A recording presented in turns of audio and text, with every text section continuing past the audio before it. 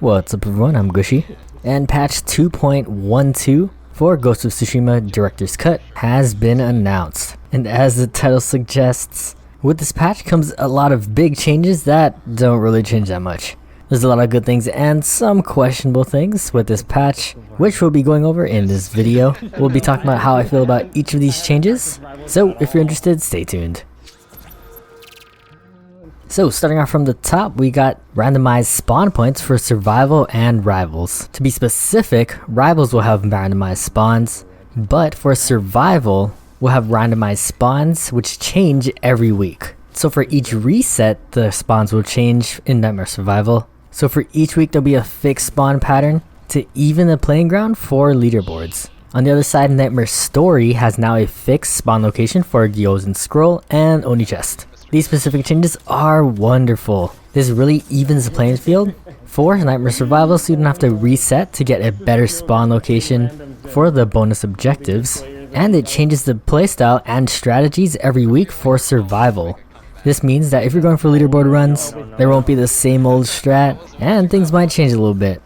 Next couple changes are bug fixes. It fixed a bug where waves could occasionally stop spawning after all enemies were killed. Just last stream, we encountered this bug on our Cursed Nightmare runs, which was really unfortunate and we had to wipe. So hopefully these changes will fix some of these problems. Next bug fix is in Survival and Rivals, where enemies could occasionally stop attacking. Now I don't know specifically what they're talking about, but a possibility is when you're at the very edge of a circle, specifically on the point for Survival, or in the last stand waves for Rivals, sometimes the melee enemies would stop attacking you completely, and only the ranged enemies would start attacking you. So my guess is that this is a fix to this problem. We'll have to check when this patch comes out to see if this bug fix is specifically for this situation, and if this is targeted for this situation, Solo Nightmare might be a little harder. Next, they added the ability to matchmake empty slots in Nightmare Survival and Story. Right now they say they're testing this feature and will monitor it, so it doesn't upset the game balance. So once this patch comes out, let me know in the comment section down below if you guys like this feature or not. Now I haven't encountered this problem that much where people leave. Some of the times in Nightmare Survival you get 1 or 2 people that rage quit, which does take it a little bit longer with 2 or 3 people to complete, but it's usually doable. However, in Nightmare Story it's kind of worse, as it's really annoying and sometimes impossible, especially with attunements, to complete a Nightmare Story without a second person. So I think overall this is a pretty good change, but I really wish they added this feature to Rivals as well. It might just be because I play Rivals a lot more, but I do encounter a lot more people that leave during Rivals. Especially if there's a big gap in the first couple waves of enemies, or if people just go down often. Some people just quit pretty early on in the game. And just like Nightmare Story, unless you're Joey Dominguez, it's very hard to win a 1v2 in Rivals. So to either speed up the process, I'd like to see something where it would kind of suck to matchmake into a game that already started and your team is already losing, but at least you'd get some rewards, especially if you're grinding for legendaries or cursed gear. So it's a hard problem to fix, but it would be nice if you're specifically grinding for those rewards. Next, they adjusted the show detail screen in the lobby so you can include both perks on your equipped gear. This is just a really nice quality of life change, so you can easily see all the perks and properties that you have on your current equipment, just in case you have different variations of gear, and to know that you're using the right one. Next, and I think what most people are really excited for, are the assassin buffs. So now Assassin has a base increase to the assassination speed, and the stealth attacks are now faster and quieter. Now I'm on the fence with this because I really have to see how fast this base assassination speed is, because right now assassinations are the worst playstyle in the game. Once you're locked into that animation, you are very vulnerable to other enemies' attacks and another annoying things like Hwacha. I think a better change to this would actually be removing the lock-on mechanics for any enemies while you're assassinating. We actually already have this in the game when you're finishing off an enemy, specifically with a sword attack, so that last hit when you kill an enemy, ranged enemies actually stop targeting you. Some of you might know what I'm talking about. But when you finish off an enemy and an archer is about to fire, they actually fire to the side of you instead. So there is this de-targeting system when you're in this finishing move animation, and I think that would have made more sense to also apply to assassinations, as you are also doing a finishing move. But like I said before, I'm still on the fence on this. If the assassination speed is fast enough, this could be a little bit better. So with this base assassination speed increase, they completely got rid of the experienced assassin technique and will be getting a new technique called deft hands. Now this is the thing I'm really excited for, because a new technique could really change up the character and make it a lot better. I didn't really know what deft means, so I had to look it up. It's kind of an adjective for skillful, so this technique really has to do something with skillful hands. I'm going to take a shot in the dark right here and say that maybe you use equipment or abilities faster, but we'll have to see and find out. Next, they adjusted the unlock order for some of the assassin techniques. So with this, we might have different combinations and most definitely some new builds. So yo, Epic, you got your wish, man. Experienced assassin as a passive. Next, we got some changes to the Shadow Strike. They adjusted the targeting, which, I feel like this could be a buff or a nerf. Adjusting the targeting could mean that you can't target people through walls, making it impossible to get to higher places. On the other hand, it could be a good change, as sometimes it's a little wonky and you start targeting enemies that you don't intend to. So just keep an eye out, as we'll definitely have to go over what specifically this is referring to.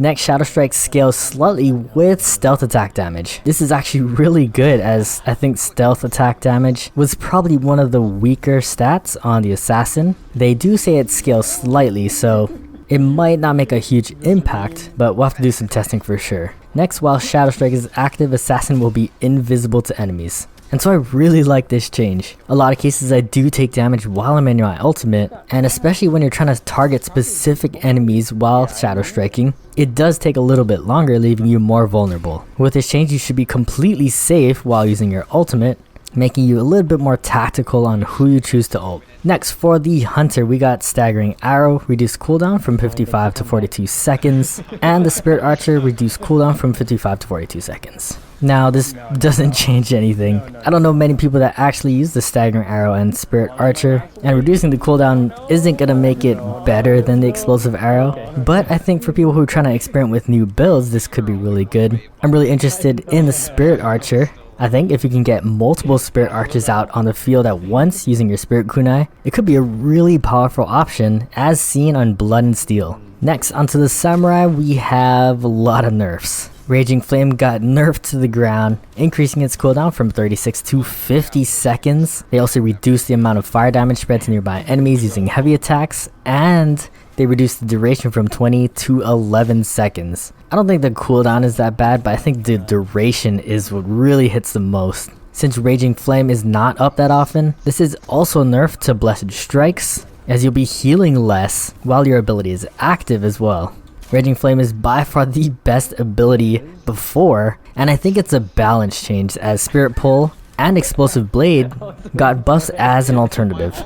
Both Spirit Pull and Explosive Blade's duration got increased from 11 to 15 seconds, and they fixed a bug where Explosive Blade would not trigger explosions in some cases. So I think if you really like using Blessed Strikes, one of these other alternatives might be better. Spirit Pull is there if you need some extra healing, and Explosive Blade might actually be a contender to Raging Flame, as it does AoE attacks. I think the only downside for using Explosive Blade is that you really have to increase the radius at which Explosive Blade becomes effective, which in turn takes up a property slot and might not be worth it for you. Raging Flame already just spreads to nearby enemies without really a range requirement, making it a lot better. With the reduction of how it spreads, it does make it a lot more equivalent to the Explosive Blade.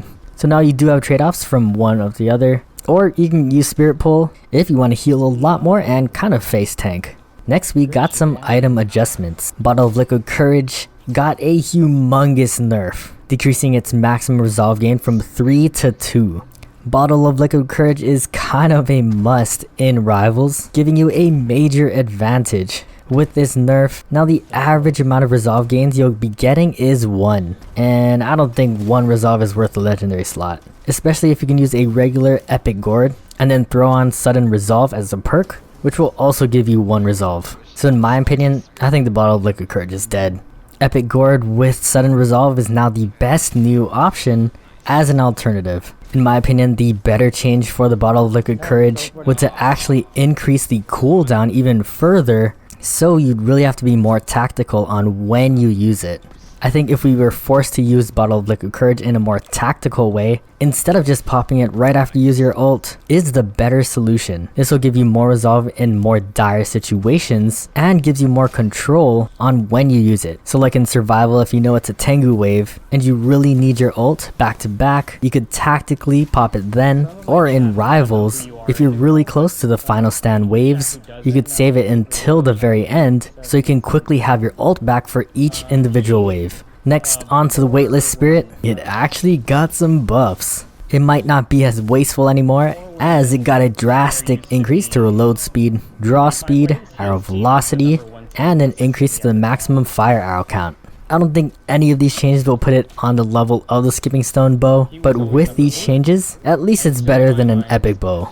Next, we got changes to the Bomb Pack and Forbidden Medicine. Bomb Packs have been ruling the meta for the longest time, and now we got some nerfs. When equipped on the Samurai and Assassin, the total concussion bomb count goes from 12 to 6. Now this doesn't solve the problem because the main reason why you want to run bomb packs are because of the black powder bombs. Black powder bombs are the best equipment in the game, hands down. The reason of this is because it's affected by the most amount of stats, such as fire damage, ghost weapon damage, status effect duration, damage, increased radius, and perks as well like Fire Master. With the previous nerf to the amount of ghost offerings in survival, and now this nerf, Samurai and Assassin are not gonna have any concussions at all. This does prevent them from spamming their concussions to get ults, but the damage really comes with those black powder bombs. Also, this change is kinda useless with the smoke bomb munitions,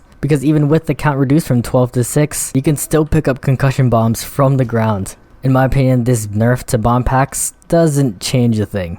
Next, onto the Mist of Yagata. The healing effect is increased, which is pretty nice. Before, I said that the healing from the Mist of Yagata is one of the worst in the game because it's on a cooldown on a smoke bomb, which is like 120 seconds. We'll have to see how much increase to healing it does, but again, I don't think it's going to change the fact that it's on a cooldown. Next, onto a fix for the magma bomb. I don't know if some of you guys knew, but if you had a smoke bomb and a magma bomb equipped in your inventory, the duration of both the magma bomb and smoke bomb increased. This was actually crazy, as you can kind of have a smoke up almost 24/7. So I think they fixed this and it's no longer a thing now. Next, because the magma bomb is technically a sticky bomb, inherently it should knock down enemies that were caught in the blast. The problem with this is that instead of going for an assassination, you instead go for a finishing move against all the enemies that were kneeling on the ground. Now I'm not sure if finishing moves are considered as assassinations, so there might have been some problems there specifically for the assassin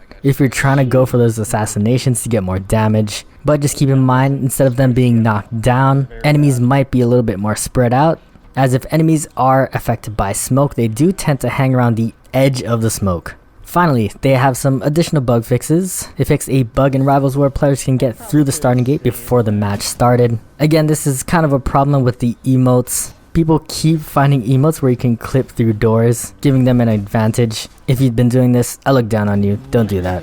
But with this fix, that's no longer possible, so that's good.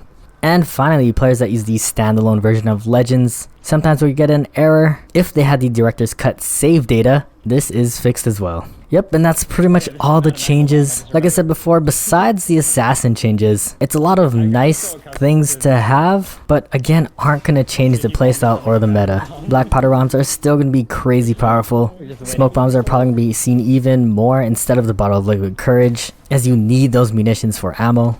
For the Samurai, instead of using Rain You Flame, you might consider using Explosive Blade. Or what I've been doing is instead of using Blessed Strikes, I just run Combat Regen. I definitely expect that these changes will come out tomorrow on the weekly reset, so we'll be testing all of these out, and I look forward to then. Let me know what you guys think about the patch notes down below in the comment section.